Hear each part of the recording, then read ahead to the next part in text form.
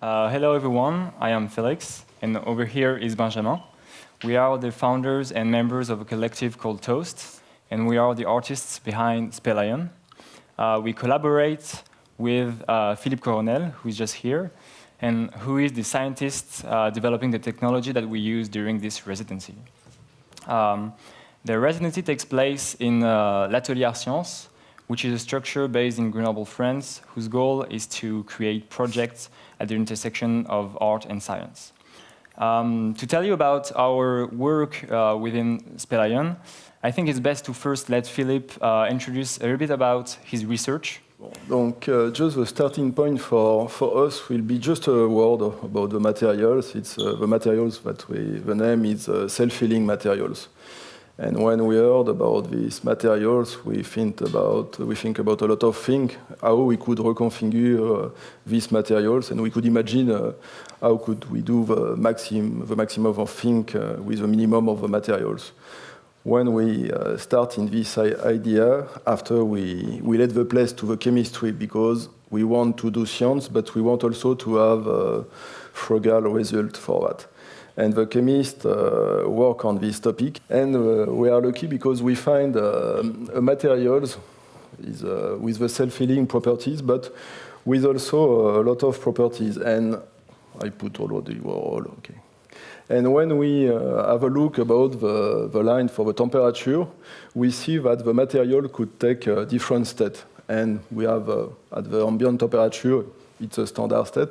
And when we arrive around 60 degrees, we are lucky because we could directly use the materials and we could have really an interaction with these materials. If we continue, the materials start to be adhesive. It's another property. And if we continue, it could be used with the 3D impression, but it could be also for moldable. And after, if we continue at a standard material, this could be liquid. The important point for these materials is we could take all these states. And for this state, we could go to one state to another state. And because we could use this material, we could reconfigure. We could imagine to do a lot of application of the one user. Now about that, what we could, all the property of the material were because we think about the cycle of the life of this material. It's important for us. Also, these materials could be really an interaction with the person, and for the application, it's very important. Also, when we have an active materials, and when we speak about an active materials, we could imagine to have an evolution of the materials when we have some application. We could imagine also when we speak about active materials to perhaps we go in the fourth dimensions. It's a question. After we have focus on these materials really to have a frugal innovation.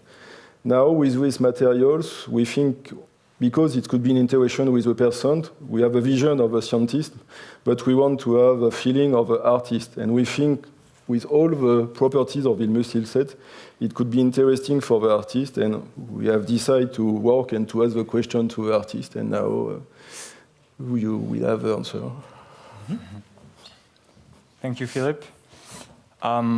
So we started working on Spelaion last October, so our work is still very much in progress, and today we are mainly going to present what we did so far, our process, and how we use that kind of technology in a creative way. So before being even in the residency, obviously we had no hands-on experience of that kind of material. We had mainly questions, and we slowly created a frame of reference through documentation and discussion. For example, confronted with that material, we wanted to explore how this thing behaves over time. What kind of deformation can this material sustain? And we were strongly influenced by the movement and deformation of Earth's crust. For example, as you can see here, caves, stalactites, or flowstones. And those are usually formation and movements that occur over really long periods of time that humans have no way of perceiving. And we wanted to explore how we could use this material in order to emulate that kind of phenomenon and maybe give a sense to the public of those invisible movements. So the idea we had was to create, was to let the public be more or less in control of such formation. And the idea we came up with was to create a big plane made entirely from this material that you can see here, and under which the public could walk. And the key element was to make the surface react to the movement underneath.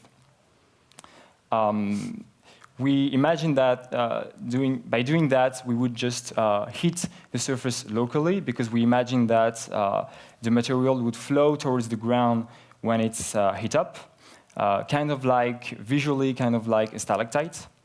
And by letting this material and its surface flow and move, depending on what's happening underneath, we wanted to print human movement on matter movement.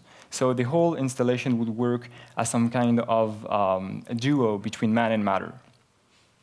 So we first started to work on this in October, and with this project we made a big hypothesis, which was that the material indeed flows towards the ground when it's hot. So the first thing we did was to create an experiment to let us validate or not this behavior. So here you can see the results of that kind of experiment. So basically what we did was to have a small surface of this material, and we heated it with a blowtorch. Yeah, kind of like this. So as you can see, over approximately 3 to 4 minutes, a droplet forms. So we were quite happy with that at this point of the residency, because we were able to validate this behavior. However, we realized that going from this small prototype to the big intended installation was going to be a challenge, a technical challenge. And we were not sure that we were able to do that in just a year. And secondly, and actually more importantly for us, we realized that by having this one installation in mind, we did not really let ourselves be surprised by the materials and its properties. And we did not want to miss something along the way. So as Felix just said, our original approach was to try and make this material fit into a specific idea. And while manipulating, sometimes we wanted to try new ways to hit the material or manipulate it, but we always prevented us to do so because it was not following our prior idea. So at this moment, we had the sensation that we may be about to miss some interesting results in the aesthetic results in the material. So we decided to kind of invert our creative process and to try to have a more bottom-up process and just manipulating intuitively the material and see what can emerge both in terms of sculptural experimentation and philosophical questions. So, for example, to do this one, which is this, we have it up a thin layer of this, and while it was still warm and malleable, we put it onto an object and wait for the time and gravity to do their jobs. And in this case, it was an irregular, from the objects it was an irregular structure made with iron wire.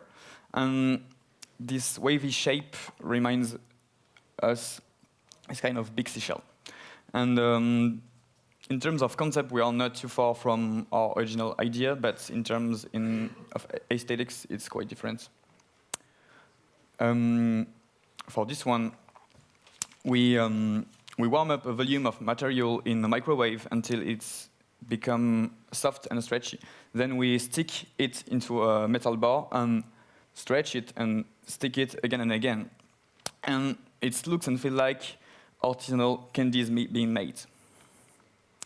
For this one, which is the last one I'm going to show you today, we warm many little volumes of the material in a microwave too. And then we started stretching it and spinning it and manipulating it very freely without thinking too much. And then we use self-healing properties of the material to stick the different volumes together into bigger volume. So it has a very organic and weird feel in it, and that reminds us the creatures that can be found in the Carpenter or John Carpenter or David Cronenberg movies. So we spend time to manipulate and manipulating and finding a process that we now handle well, and more or less there are recipes, and we have widened our frame of reference to include new textures, ideas, and shapes. And we also spend time questioning what it means to use this material in art and trying to uncover the different concepts embodied in it. And what we have found is that the material has both lasting and very transitory properties in two different timescales. So as Philippe explained earlier, we can repeat this cycle of heating up, sculpting, and cool down endlessly without deteriorating the matter. So, in other words, the same quantity of material can be used to handcraft as many objects as you want throughout its lifespan. Depending on three simple things, you just have to have something that can produce it. You have to be able to move your hand, and more importantly, you have to put a bit of imagination. And in that sense, we have the intuition that this material offers a new way to consider the life cycle of matter. And as of now, we are going to continue both these manipulations and reflections with the help of the scientific teams to, yes, just all. And we will then imagine a scenographical way and try to use this material and get these fundamental questions about time and matter across. Thank you.